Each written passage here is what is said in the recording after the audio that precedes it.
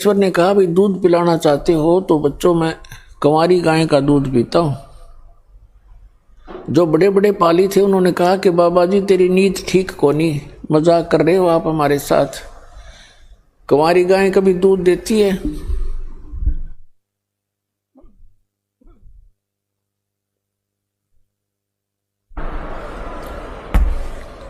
परमात्मा ने कहा देख लो भाई दूध पिलाना है तो कंवारी गाय का पिया करूं मैं। तो गरीबदास जी खड़े हुए, उनकी एक प्रिय बछिया थी 1.5 वर्ष की लगभग, दूध पीना माँ का छोड़ रखा था, अभी तक वो गर्भ धारण नहीं किया था। उसको कंवारी बछिया कहते हैं। उसको पकड़ कर लाए, गले में रस्सी बांध रखी थी अपनी बछिया के, अल्लाह के खड़ी कर दी। कहा भगवान हे महाराज जी इसको दूध कैसे देगी, इसका बच्चा भी नहीं है। तो परमात्मा ने कहा कि एक पात्र लाओ। तो वो पात्र लाए, अपना जो मटका था छोटा सा 5-4 किलो का छोटा सा, उसको बरोला बोले मिट्टी का, उसको धो मांज रखा था, साफ कर दिया और कहा इसके थनों के नीचे रख भाई, अभी दूध देवेगा तुम्हारे सामने। अब गरीबदास जी उस पात्र को, उस मिट्टी के छोटे से मटके को पकड़ कर बैठ गए, जैसे दूध निकालते हैं नीचे रख लेते हैं बाल्टी को। परमात्मा खड़े हुए, बछिया के कमर पर आशीर्वाद भरा हाथ रखा, लंबे लंबे सतन हो गए 3-3, 4-4 इंच के, और दूध की धार बंध गई। वो पात्र भरते ही अपने आप बंद हो गया। बोलो सतगुरुदेव।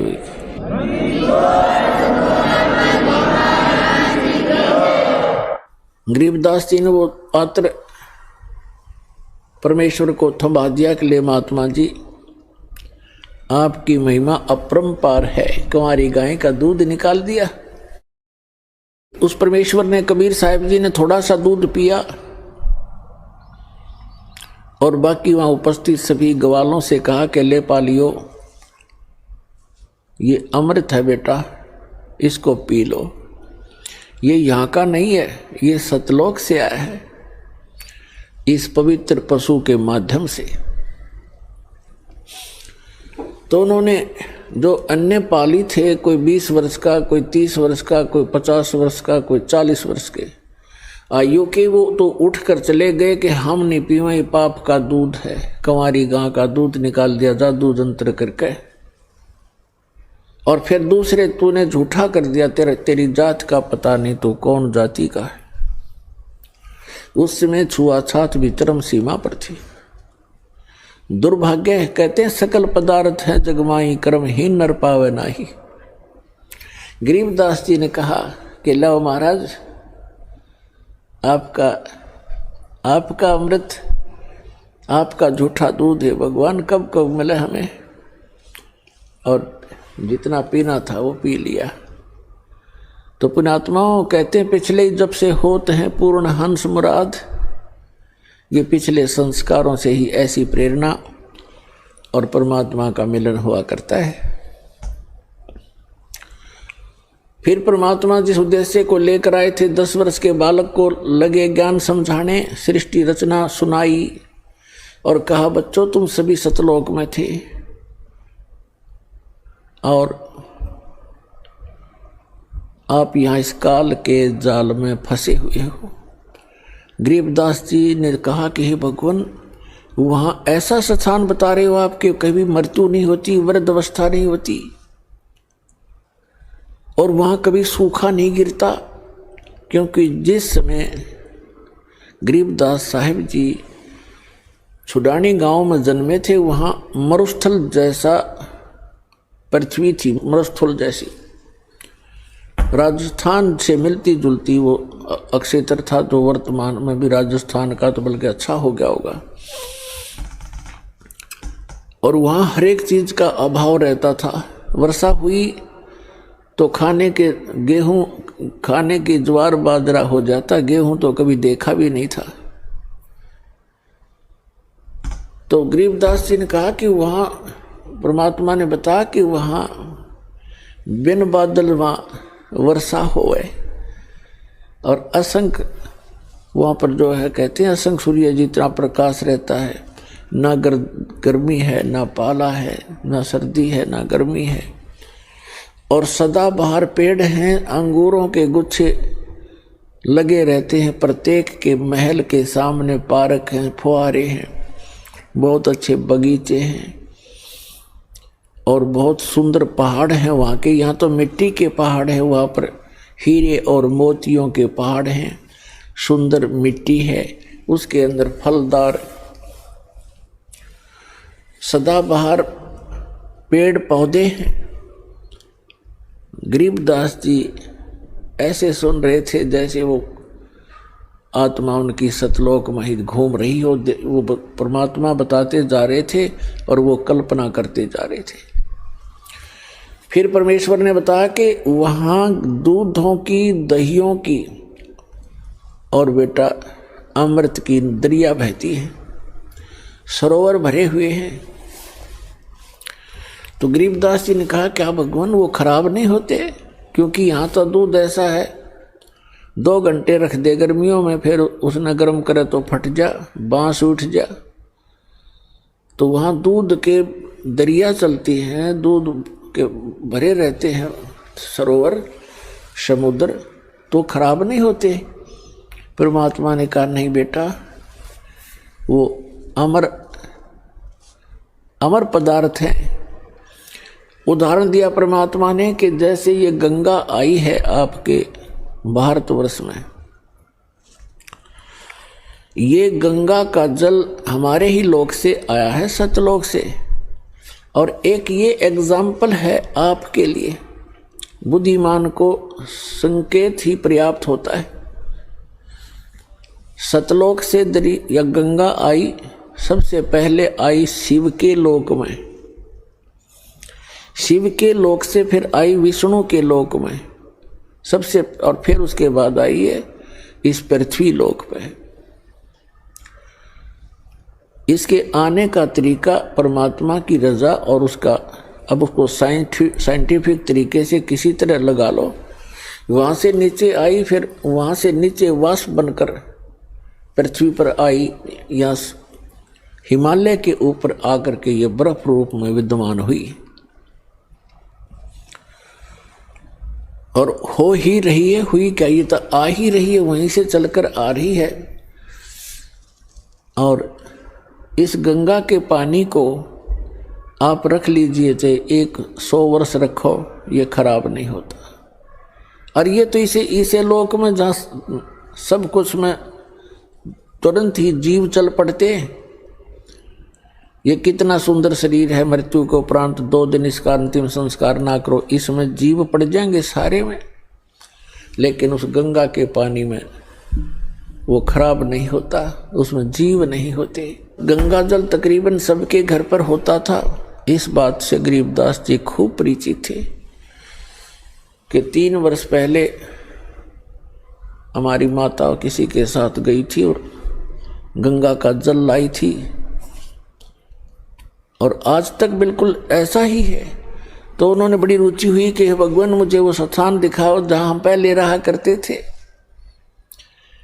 परमात्मा आए इसलिए थे, हम जीवों के लिए अपने गवाह तैयार करने के लिए, कि मेरे प्रत्यक्ष दृष्टा हों, मेरे साक्षी बने मेरे बच्चे, ताकि आने वाली वो पिछली पीढ़ी में मुझे पहचान सके कि कबीर इज गॉड।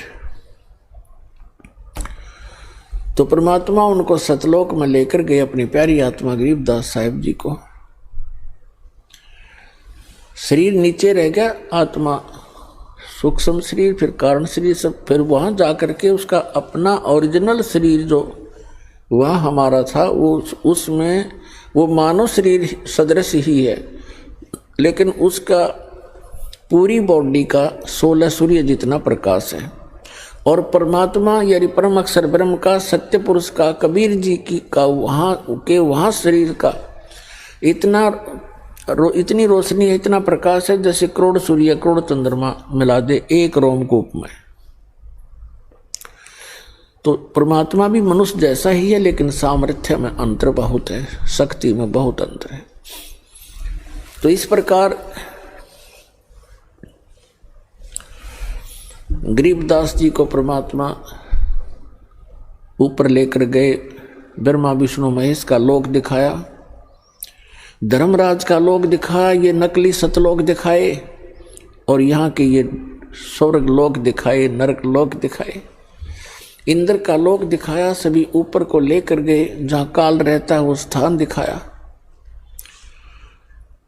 और 11वां द्वार पार करके अक्षर पुरुष के लोक में प्रवेश किया।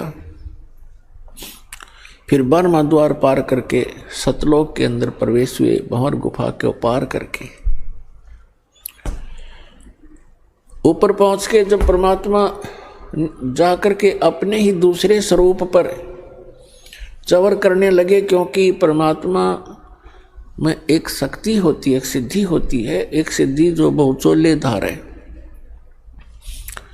तो परमात्मा अन्य रूप बनाकर नीचे आते हैं और एक रूप में सिंहासन पर वहाँ विराजमान होते हैं।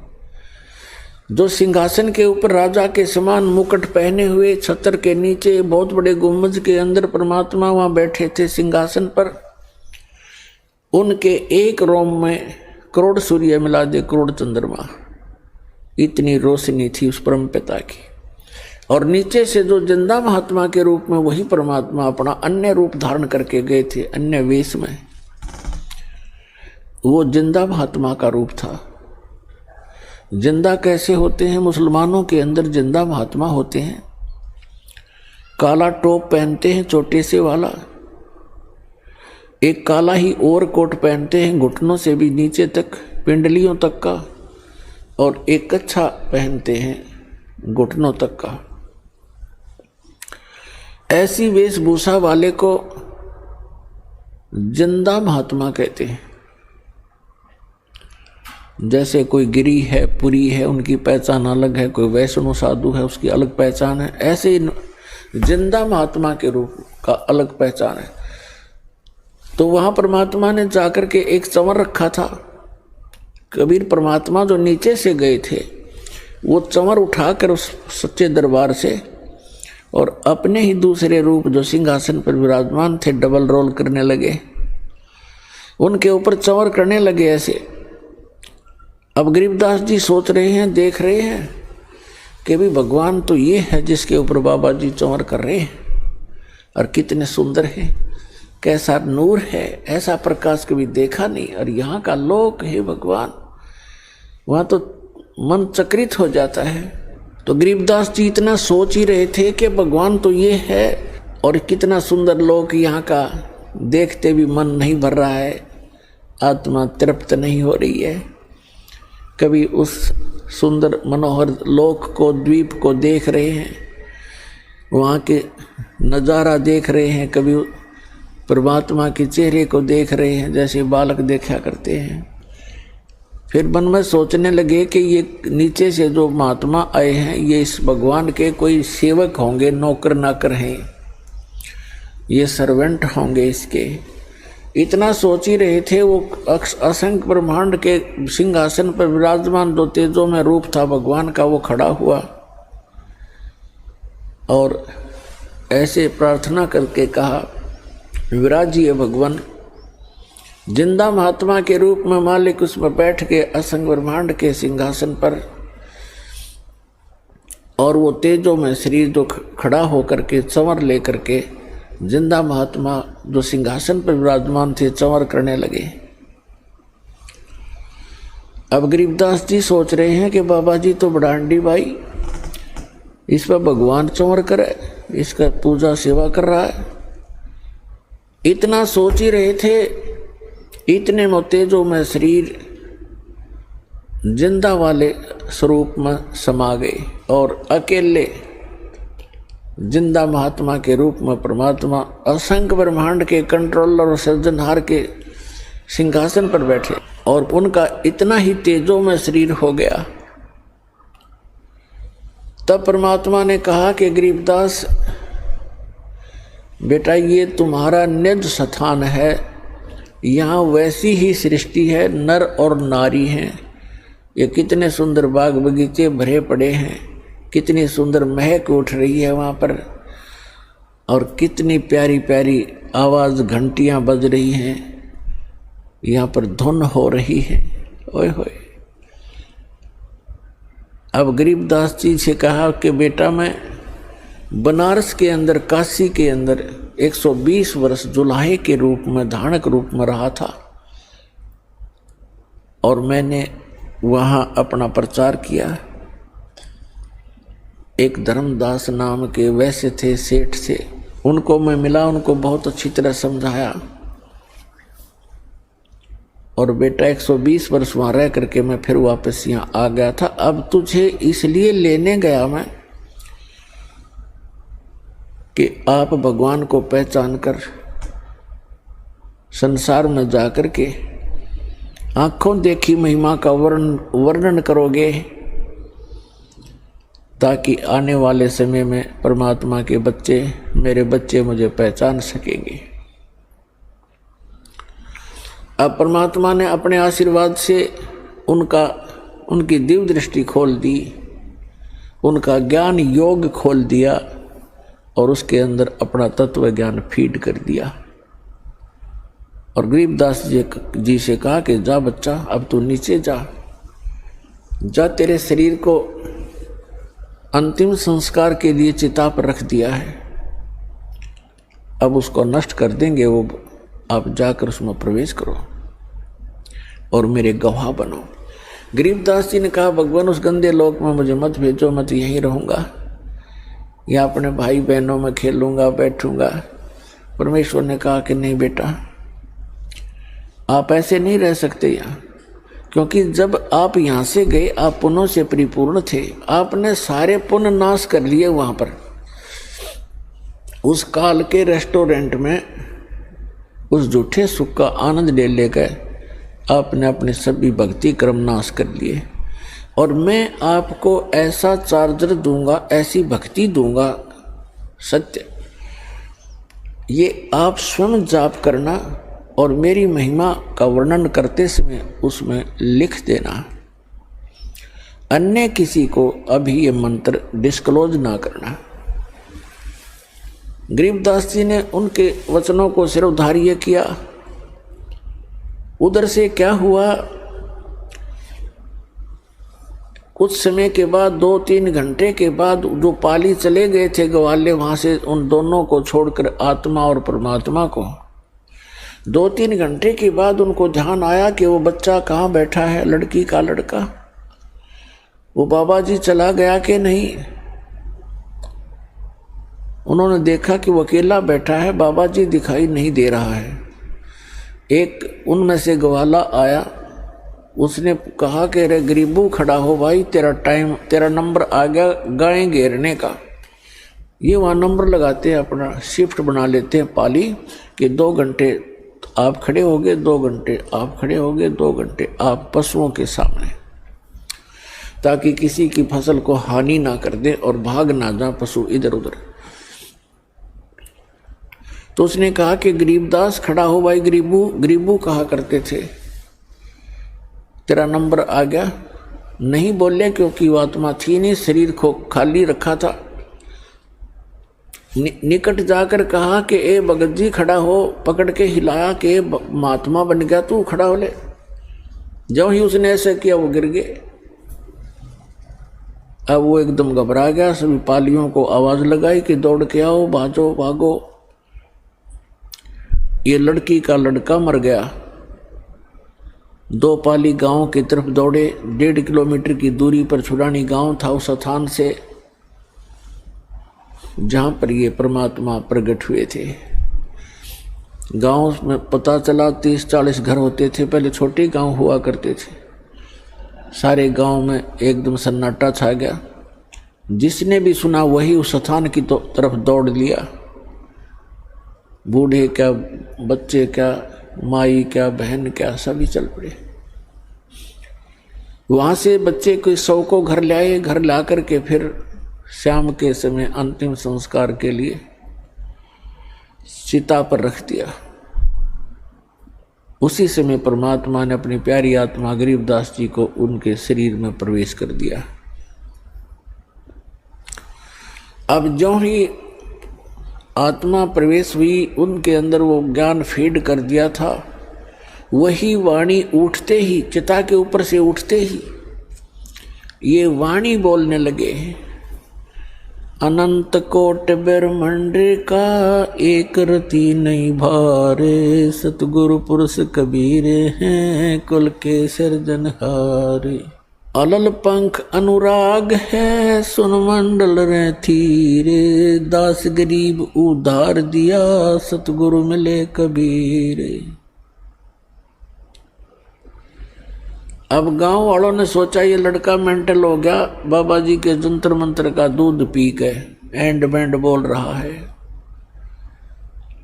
पता नहीं क्या बक रहा है उआ बाई, क्योंकि वो समझ कैसे सके इस गूढ़ रहस्य को।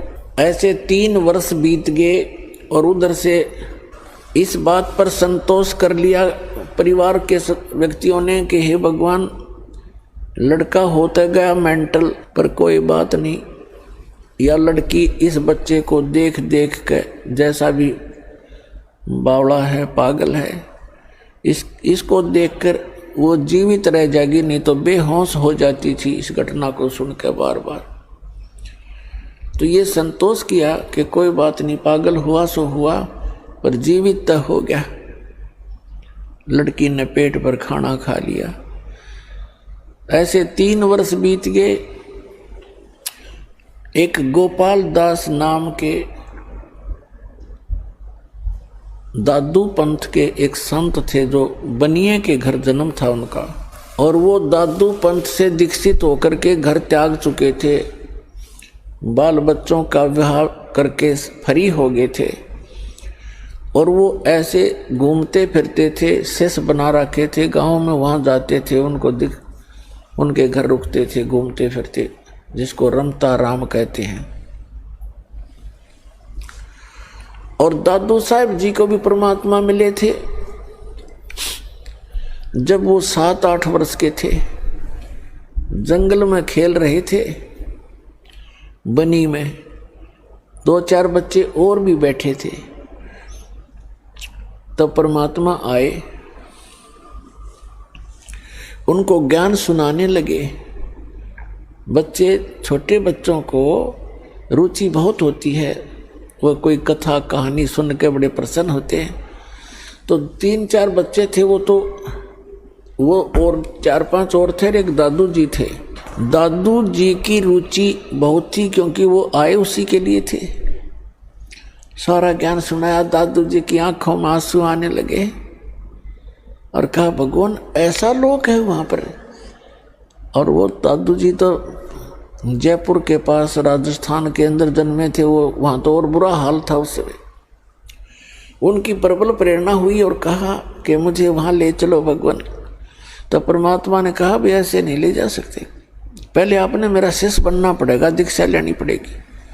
ऐसे ही गरीबदास जी को भी प्रथम मंत्र देकर परमात्मा सतलोक लेकर गए थे, और कुंवारी गाय के दूध से उनको वो अमृत पान कराया था, जिसको पान परवाना कहते हैं। पान माने पेय जल, जैसे खान पान, तो खाना और पीने का जो स्थान, तो पान परवाना का अर्थ है प्रथम मंत्र। इस अमृत बना करके वचनामृत से मिश्री के साथ या अन्य जैसी भी सुविधा उपलब्ध होती है, उसके माध्यम से प्रथम मंत्र दिया जाता है। तो वहाँ परमात्मा ने कहा, एक पान के पौधा था निकट ही, पान का पेड़ था, उससे एक पत्ता तोड़ के लाया, बच्चा के पत्ता तोड़ के लाया। एक करमंडल था उनके पास, अपना जल मालिक के पास। परमात्मा ने कहा कि प्रथम मंत्र लेकर फिर मैं तुझे ले जा सकूंगा। तो और बच्चे तो उठकर चले गए, वो दोनों रह गए, परमात्मा और वो प्यारी आत्मा। तब परमेश्वर ने अपने करमंडल से एक घूंट पानी की भरी और फिर वापस उस पे पान के पत्ते पर ऐसे कुरला कर दिया और कहा, ले बच्चा, ये नाम ले और इसको पी ले। अब दादू जी ने पकड़ के पी लिया, और जो बच्चे और बैठे थे वो उठ कर चले गए। कहने लगे हम ना पीवा तेरे जूठे ने। अब दादू साहब को फिर परमात्मा ने वो मंत्र दिया उन बच्चों के जाने के बाद। वो तो कुरला करके रख लिया था ताकि ये बच्चे आप पे खिसक जाएंगे, यहाँ से कहना नहीं पड़ेगा तुम जाओ। वो तो उठकर चले गए। जब वो दोनों रह गए तो उनको नाम दिया, नाम देकर कहा ले बेटा ये पी ले। दादू साहब पीते ही उनकी तो सुरती पहुंची और कहा चल मेरे साथ। आत्मा शरीर वहाँ छोड़ दिया, ऊपर लेकर गए आत्मा को। तो दादू साहब जी 3 दिन और 3 रात अचेत रहे थे, बेहोश पड़े थे, कोमा में, जैसे कहते हैं ना कोमा के अंदर आ गया। रात्रि देर होगी, शाम को बच्चे की खोज हुई। उन बच्चों से पूछा कि कहाँ है तुम्हारे साथ वो खेलने गया था दादू। उन्होंने बताया कि वहीं रह गया था, हम तो आ गए थे। वहीं खोजने के लिए गांव के लोग गए तो वहाँ अचेत पड़े थे। तब उन बच्चों ने बताया कि एक बाबा जी आया था और उसने ऐसे जंतर मंतर करके एक जल पान किया था और इनको पिलाया था। हम तो आगे हमने पिया नहीं, इसने पी लिया था, जिससे ये मर गया। मरा तो नहीं है लेकिन अचेत है। घर उठा लाए, सब परिवार के जन इकट्ठे हो गए, रिश्तेदार आने लगे कुशल पूछने के लिए। तीसरे दिन परमात्मा ने ऊपर के सब ब्रह्मांड दिखा करके उस आत्मा को वापस छोड़ दिया। तब दादू साहब जी एकदम खड़े हुए, चारों तरफ देखा कि हाहाकार मच रहा है, माँ रो रही है, पिता रो रहा है, भाई बहन अन्य सब बुरा हाल था, सन्नाटा छाया था। तो एकदम उठे तो सबकी खुशी का ठिकाना नहीं रहा। लेकिन दादू जी की वही हालत हुई जो गरीबदास साहिब जी की थी। ये वाणी बोलन लगे और उस वाणी को उस गांव वाले नहीं समझे कि वो पागल हो गया। अब दादू साहिब जी क्या बोल रहे थे अपने परमात्मा कबीर जी के गवाह बनकर,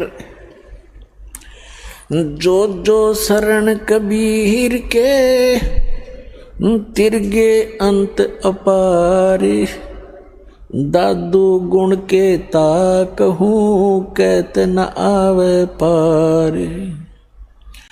कबीर करता आप है दूजा ना कोई, दादू पूर्ण जगत को भक्ति दृढ़ावत सोए।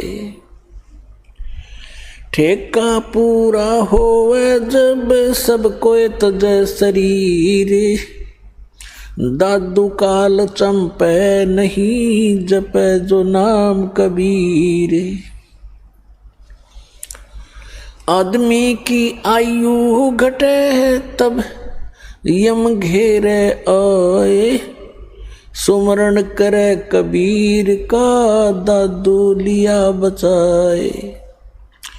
आदमी की आयु घटे तब यम घेरे आए, सुमरण किया कबीर का दादू लिया बचाए। मेट दिया अपराध सब आ मिले छन माही, दादू संग ले चले कबीर चरण की छाही। सेवक देव निज चरण का दादू अपना जाने, बरंगी सत्य कबीर ने कीन्या आप समाने। दादू अंतर्गत सदा छन छन सुमरण ध्याने, वारो नाम कबीरे परे पल पल मेरे प्राण। सुन सुन साख कबीर की काल नवावे माथे, धन धन हो तीनों लोक में दादू जोड़े हाथ। केरी नाम कबीर का विषम काल गजराजे, दादू भजन प्रताप से ये भाग्य सुनत आवाज। पल एक नाम कबीर का दादू मन चितलावे, हाथी के असवार को ये स्वान काल ना खावे। सुमरत नाम कबीर का ये कटे काल की पीर। दादू दिन दिन ऊंचा होवे परमानंद सुख सीरी। दादू नाम कबीर की जय कोई लेवे ओटे। तिनको कभू लागे नहीं ये काल बजर की चोटे। और संत सब कूप हैं केते जरीता नीरे। दादू अगम अपार है ये दरिया सत्य कबीर। अब ही तेरी सब मिटे ये जन्म मरण की पीर। श्वास उश्वास सुमर ले दादू नाम कबीर। कोई सरगुण में रीझ रहा कोई निर्गुण ठहराए। दादू गति कबीर की मोह से कहीं ना जाए। दादू नाम कबीर का सुनकर कांपे काले। नाम भरोसे नर चले होए न बाका बाले। जिन मोह को निज नाम दिया सोए सतगुर हमारे। दादू दूसरा कोई नहीं कबीर सिरजनहारे। अपने आत्मा परमात्मा को भूलकर हम अपना जीवन नाश कर रहे थे। भगवान को हम पहचान नहीं पा रहे थे। अब परमात्मा को परमात्मा सिद्ध करने के लिए आपके रूबरू लगभग 6-7 गवाह दास खड़े कर देगा और तब जाके हमारे हृदय में समावेगी। जबकि न्यायालय के अंदर 2 गवाहों की ही पर्याप्त होते हैं किसी को दोषी या निर्दोष सिद्ध करने के लिए। और यहाँ पर आपके सामने 7 साक्षी खड़े कर देगा, 7 साक्षी रूबरू कर देगा आपके परमात्मा को परमात्मा सिद्ध करने के लिए। और तब जाकर के ये गले उतरेगी कि कबीर इज गॉड। अब हमारे भक्त तो परिचित हो ही जाते हैं इस ज्ञान से, सुनकर इतने प्रमाणों को देखकर, और वो किसी अन्य को बताने की चेष्टा करते हैं तो सारा ज्ञान सुन लेते हैं और फिर ये कहते हैं और तो सारी बात आपकी प्रमाणित है, पर कबीर को भगवान नहीं माना जाए। कबीर को भगवान कैसे माने? कबीर तो जुलाहा था, धानक था, कवि था, गरीब सा आदमी था, झोपड़ी में रहा करता था। तो अपने आत्मा परमात्मा तो परमात्मा ही होता है। अब हमने ये कैसे जान लिया कि परमात्मा वो है जिसका हाथ में धनुष हो या त्रिशूल हो और या सुदर्शन चक्कर हो? तो ये लक्षण कहाँ से ग्रहण करें हमने कि ये भगवान होता है? वो हमने अपने लोक वेद दंत कथा सुने सुनाए ज्ञान से सिद्ध कर रखे थे। अब जिसके पास थोड़ा सा कोई मजबूती है, कोई बल है किसी भी प्रकार का, तो वो तो आप भगवान है। ये राजा लोग कैसे बने थे, राज कैसे स्टार्ट हुआ था, ऐसे जनता रहा करती थी। जिसके पास 10-20 लठाड़े होते हुए किसी ने कूट छेद कर उसका लूट लेते धन, फिर उन पर टैक्स लाने शुरू कर दिए।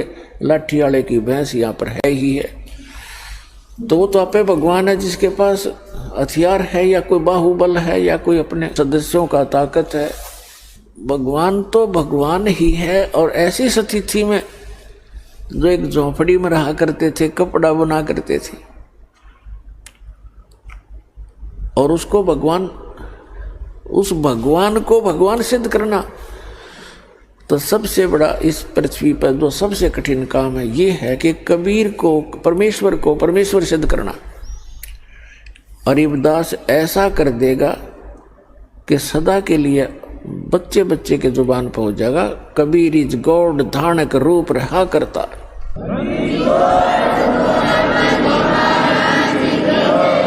पहले दादू साहब जी से क्लियर करते हैं क्या कहना चाहते हैं ये प्यारी आत्मा, कि जो शरण कबीर के तरगे अंत पार, करो कितने पार हो गए। और दादू गुण की केता कहूं कहत न आवे पार। कबीर करता आप है दूजा ना कोई, और दादू पूर्ण जगत को भक्ति दृढ़ावत सोए। पूरे विश्व को यदि कोई सत भक्ति देता है तो स्वयं ही आकर बताता है, पूरे विश्व को बताता है। और फिर बताते हैं ठेका पूरा होवे जब, सब कोई तजय शरीर, और दादू काल निकट नहीं आवे। जपे जो नाम कबीर, कबीर नाम का अर्थ है जो भगवान ने नाम दिया था सत साधना करने के, उन मंत्रों का जो जाप करता रहेगा उसके निकट काल नहीं आ सकता। फिर क्या बताते हैं, आदमी की आयु घटे तब यम घेरे आए। अब परमात्मा ने बता दिया था कि दादू जी को कि बेटा तेरी आयु 30 वर्ष की है। अब जब 30 वर्ष आए और उनकी मृत्यु हुई, शरीर छूटा, एकदम चारों तरफ से यम के दूत आ खड़े हुए, तब परमात्मा ने उनको पहले ज्ञान दे रखा था कि कभी भी कोई भी आपत्ति आपके ऊपर आए तो इस नाम का सिमरण शुरू कर देना। तो उन्होंने उसी समय मालिक को याद किया, परमात्मा तुरंत वहां पहुंच गए। तो उसके विषय में दादू साहब कहते हैं कि आदमी की आयु घटे तब यम घेरे आए, यम के दूत आकर घेर लेते हैं। और सुमरण किया कबीर का दादू लिया बचाए। मैंने परमात्मा को याद किया, तुरंत मेरे पास आ गए। मेट दिया अपराध सब, यानी सब पापों का नाश कर दिया और एक्सटेंशन कर दी उनकी आयु की। मेट दिया अपराध सब आ मिले छन माही, दादू संग ले चले कबीर चरण की छाई। फिर क्या बताते हैं, सुन सुन साख कबीर की काल नवावे माथे, धन धन हो 3 लोक में दादू जोड़े थे। कबीर परमेश्वर की इस महिमा को सुनकर, उनके द्वारा बोली गई साखियों को सुनकर, कहते हैं काल भी ऐसे नतमस्तक हो जाता है। और दादू साहब जी अपने परमात्मा का धन्यवाद करते हैं कि धन धन 3 लोक में एक ही भगवान है, समर्थ शक्ति है, दादू जोड़े हाथ। और फिर कैसी उपमा बताते हैं कि केरी नाम कबीर का और विखम काल गजराज, दादू भजन प्रताप तयु भाग्य सुनत आवाज। अब क्या बताते हैं दादू साहब, कैसा अच्छा निर्णय दे रहे हैं कि ये काल भी कोई छोटी शक्ति नहीं है। इसको एक गजराज की उपमा देते हैं। गजराज का अर्थ है हाथियों में भी शक्तिशाली हाथी, ताकतवर, सब हाथियों का राजा। राजा यहाँ पर वही होगा जो बलशाली होगा। यहाँ का भी धान है ऐसा, चाहे वो किसी प्रकार से भी शक्ति रखता हो। तो क्या बताया कि केरी नाम कबीर का और विषम काल गजराज, और दादू भजन प्रताप तय वो भाग गए सुनत आवाज। अब दादू साहब बताना चाहते हैं कि जैसे काल को तो समझो हाथी, हाथी कोई छोटा जानवर नहीं होता, और परमात्मा के उस मंत्र को समझो केहरी। परमात्मा कबीर जी की तुलना की है, तो कबीर साहब को समझो एक केहरी यानी बब्बर शेर। पैर देखो, हाथी बहुत बलशाली होता है आम प्राणियों में, लेकिन शेर के सामने वो लीड कर देता है। जब वो दहाड़ मारता है तो आसपास अगर हाथी होगा तो एकदम लीद कर जाएगा और भागने की चेष्टा करेगा, यहां से दूर निकल जाओ। तो क्या बताते हैं, केरी नाम कबीर का और विषम काल गजराज और दादू भजन प्रतापते, वो भाग गए सुनत आवाज। फिर क्या बताते हैं, पल एक नाम कबीर का दादू मन चित लावे और अस्थि के असवार को स्वान काल नहीं खावे। अब क्या बताना चाहते हैं दादू साहब जी कि आप जी जो परमेश्वर कबीर जी की शरण में आ गए और ये सच्चा नाम आपको प्राप्त हो गया, आप समझो हाथी के ऊपर असवार हो गए, हाथी के ऊपर बैठ गए आप। और अब दादू साहब बताते हैं काल समझो कुत्ता है, और कुत्ता जो है हाथी पर बैठे व्यक्ति को किसी प्रकार की हानि नहीं कर सकता, चाहे वो दूर से कितना ही गुर्राता रहे, भौंकता रहे, कितना ही कोशिश करता रहे। यानी उसकी रीत से आप इतने बाहर हो गए, उसकी रेंज से इतने आउट हो गए कि आपको वो काल रूपी कुत्ता हाथी पर यानी कबीर परमात्मा की शरण में विराजमान उस हंस आत्मा का कुछ भी नहीं बिगाड़ सकता, उसकी हानि नहीं कर सकता। ये अंदाजा लगा सकते हो पुण्यात्माओं, आप अपनी स्थिति को समझ सकते हो, आप कितने इन यहाँ की हानिकारक इनसे शक्तियों से ऊपर उठ चुके हो। क्या बताते हैं, पल एक नाम कबीर का दादू मन चित लावे, हाथी के असवार को ये स्वान काल नहीं खावे। ओए अब आप देख सकते हो हाथी पर बैठे व्यक्ति का, पहले तो उस हाथी के निकट कुत्ता नहीं आ सकता, क्योंकि हाथी कैसे थांब कैसे मोटे मोटे पिलर से तो पैर होते हैं, अरे एक सूंड मार दे तो मन मानो लोटपोट हो जा, पता है उसको। और वो तो फिर ऊपर बैठा है उसके सवार। तो पुण्यात्मा इन महापुरुषों ने भगवान को देखा, सतलोक को देखा, वहाँ की महिमा आंखों देखी बताई है, और अभी तक दुनिया ने लोक कथा सुनाई है अन्य संतों महंतों आचार्यों और शंकराचार्यों ने, महंतों ने, काजी और मुल्लाओं ने। सुमरत नाम कबीर का कटे काल की पीरे, कहते सुमरत नाम कबीर का, कबीर परमेश्वर का नाम सच्चे संत से लेकर जाप करने से, दादू साहब तो सीधे ही भगवान से लिए हुए थे उपदेश। कहते सुमरत नाम कबीर का कटे काल की पीड़, कोई भी कष्ट या काल का हो कहते सब समाप्त हो जाएगा। और दादू दिन दिन ऊंचा हुए, यानी दिन दिन उभरेगा वो प्राणी, और फिर सुख परमानंद सुखसीर। अब जैसे पुण्यात्माओं आप और आम जगत में कितना अंतर हो गया। आपने शराब त्याग दी, हुक्का बीड़ी तंबाकू सेवन करना बंद कर दिया, मांस खाना बंद कर दिया, चोरी ठगी जारी झूठ कपट ये बंद कर दिए। एक तो आपके पाप स्टॉप हो गए, और दूसरे आप भक्ति स्टार्ट कर दी, भक्ति करने लगे। और अन्य समाज सारा दिन 2 रोटी के लिए 36 झूठ बोला दिन में, और मन में दोष रखे, और बतलावेगा वो ऊठ पटांग बातें अटपट।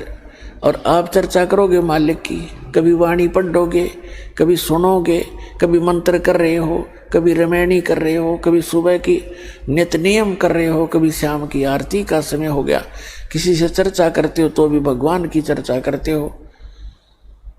और आपका तो देखो आप कैसे हो गए।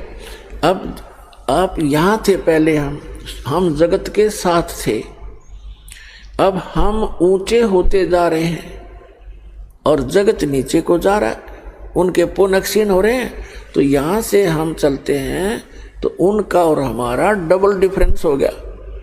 आप ऊपर चढ़ते जा रहे हैं, वो नीचे को जा रहे हैं।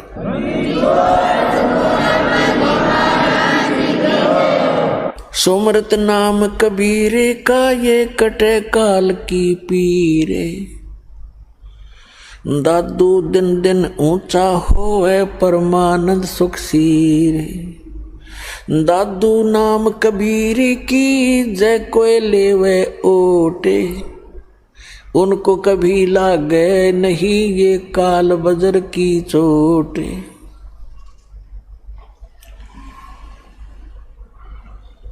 और संत सब कूप हैं, और संत सब कूप हैं, और कहते जरीता नीरे, दादू अगम अपार है ये दरिया सत्य कबीरे। अपने आत्मा आप विचार करना, एक एक इस महापुरुषों की एक एक वाणी में कितनी गहराई है इनके अंदर। कहते हैं और संत सब कूप हैं। दूसरे जो महापुरुषों की आप सुनते हो, जैसे कोई कहता है कि हमारे गांव में एक बाबा जी हुआ करता था, हम उसकी पूजा करते हैं, उन्होंने ऐसे कर दिया था, उन्होंने ऐसे कर दिया, ऐसा लाभ दे दिया।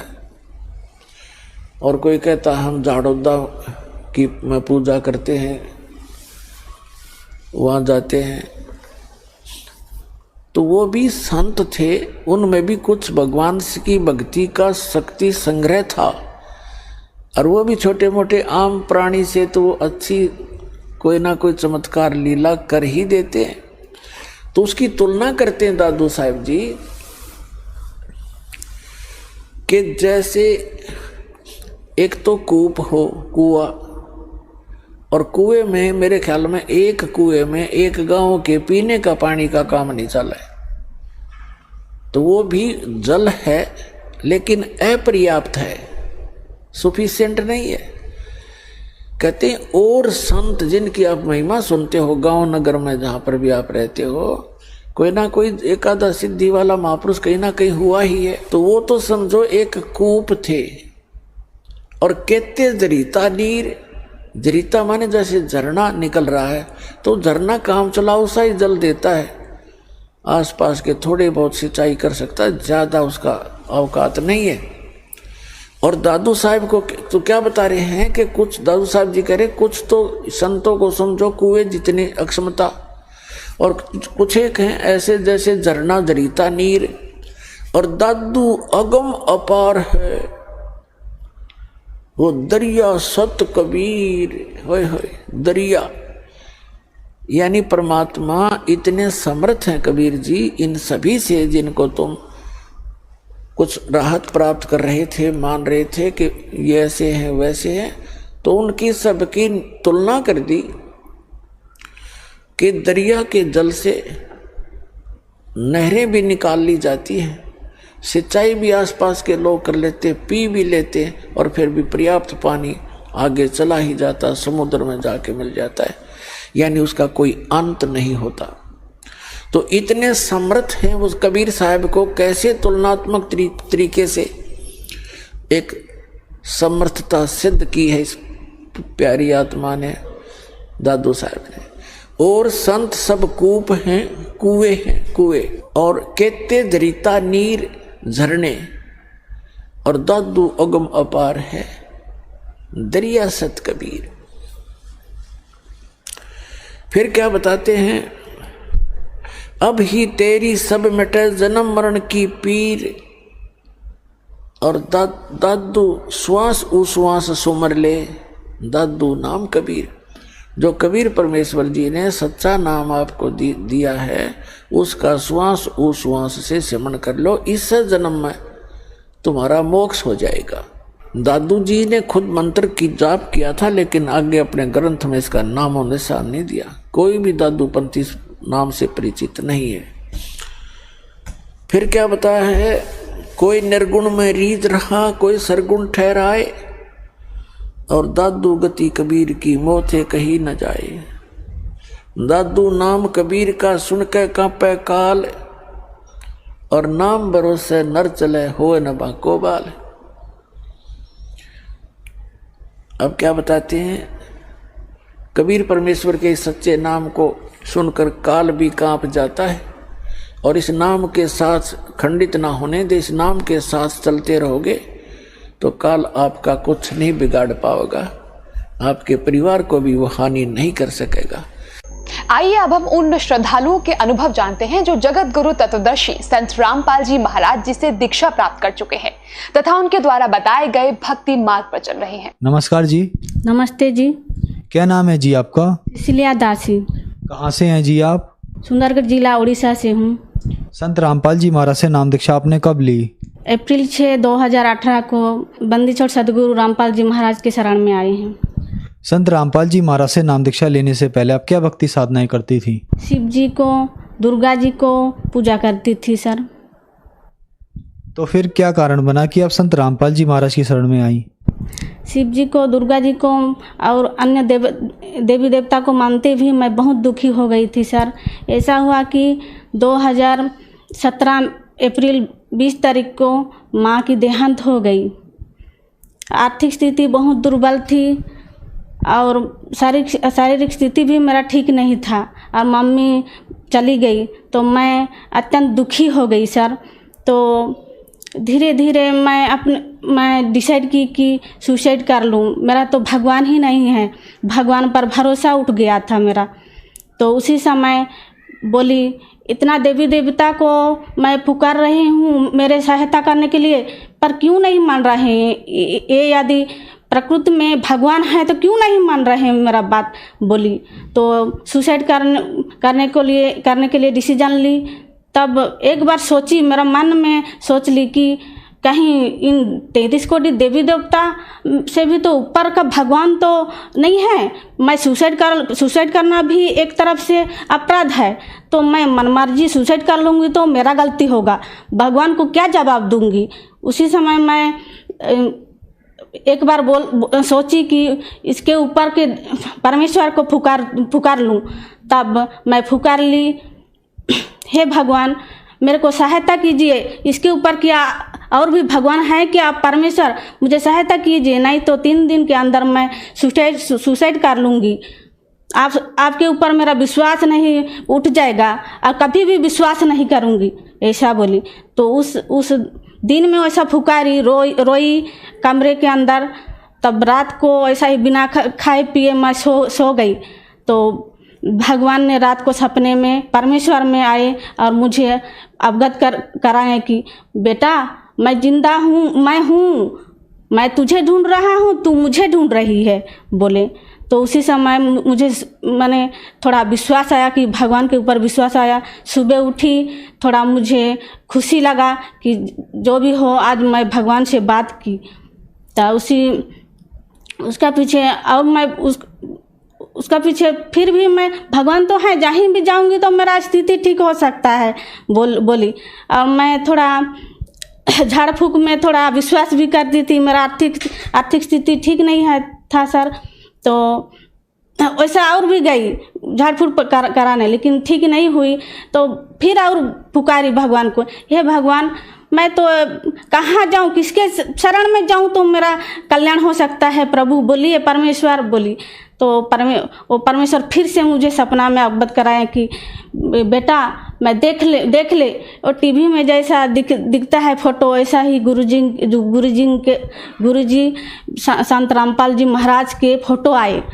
मैं ऐसा रूप में दुनिया में आया हूँ, मुझे खोज के दिखा, बोले। तो सुबह उठी और मैं हंसी, मैं खोज के दिखाऊंगी, आपको ज़रूर दिखाऊंगी, बोली। तो सुबह उठी और कुछ काम में उलझन पड़ी थी, ऐसा काम करके तब 6-7 बजे उस दिन मैं सोची गुरुजी को, परमेश्वर को मैं जवाब दी हूँ कि मैं भगवान को या उनको ढूंढना है मुझे, बोली।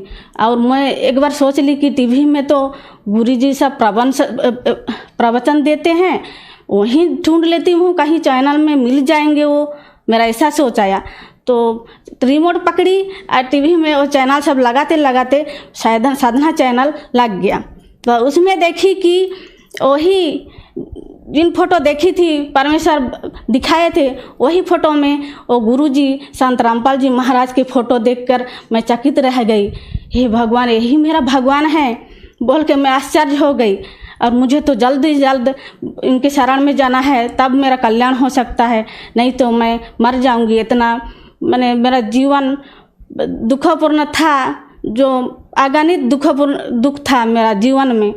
तो मैं साथ साथ उनके शरण में जाके कल्याण करना चाहती थी। प्रवचन चलते समय पीले पट्टी में जो नंबर आया था उस नंबर में संपर्क की उस आश्रम को, तो वो लोग ही पास में नामदान केंद्र था रानी बांध राउरकेला में, राउरकेला से ये भगत जनों को बोले तो वो लोग पहुंचा दिए मेरे घर को। ज्ञान गंगा पुस्तक मंगाई थी, तो उस ज्ञान गंगा पुस्तक में इतना अमूल्य ज्ञान भी पढ़ा वो परमेश्वर का, तो मैं गदगद हो गई। तुरंत उनके शरण में जाने के लिए डिसीजन ली।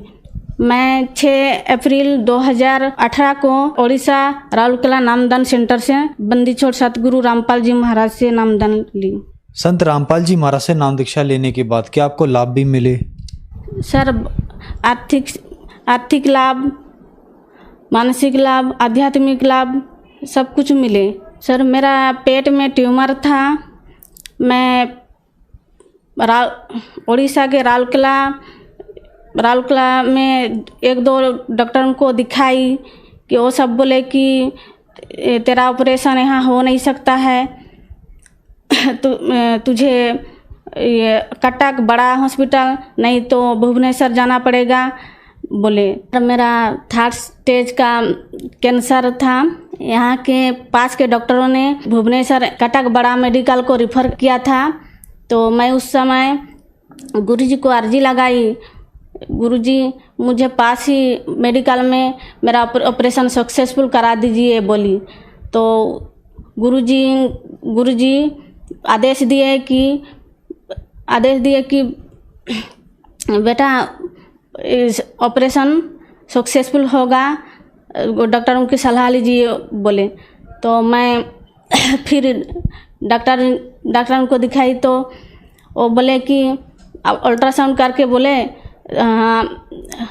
सक्सेसफुल हो सकेगा बोले। और मेरा इसी तरफ से गुरुजी की दया से ऑपरेशन सक्सेसफुल हो गया। पहले मुझे नवरंगपुर दूर डिस्ट्रिक्ट में जॉब मिला था। उसके बाद गुरुजी को दंडवत प्रणाम करते समय अर्जी लगाती थी कि गुरुजी मुझे बहुत दिक्कत हो रही है, पास डिस्ट्रिक्ट में मुझे जॉब होने से अच्छा होता बोल के अर्जी लगाई। तो पास डिस्ट्रिक्ट वही 5 महीना के अंदर अपने ही जिला के अंदर मेरा जॉब हो गया। मैं एक हाई स्कूल गवर्नमेंट टीचर हूँ। संत रामपाल जी महाराज से नाम दीक्षा लेने के बाद आपको बहुत सारे लाभ प्राप्त हुए, तो संत रामपाल जी महाराज से नाम दीक्षा कैसे ली जा सकती है? सर, आने के चैनल चलते हैं टीवी पर, प्रवचन चलने के समय एक पीली पट्टी में नंबर आता है, उसी नंबर से संपर्क करने से गुरुजी से नाम दीक्षा ले सकते हैं। धन्यवाद जी। सत साहेब जी।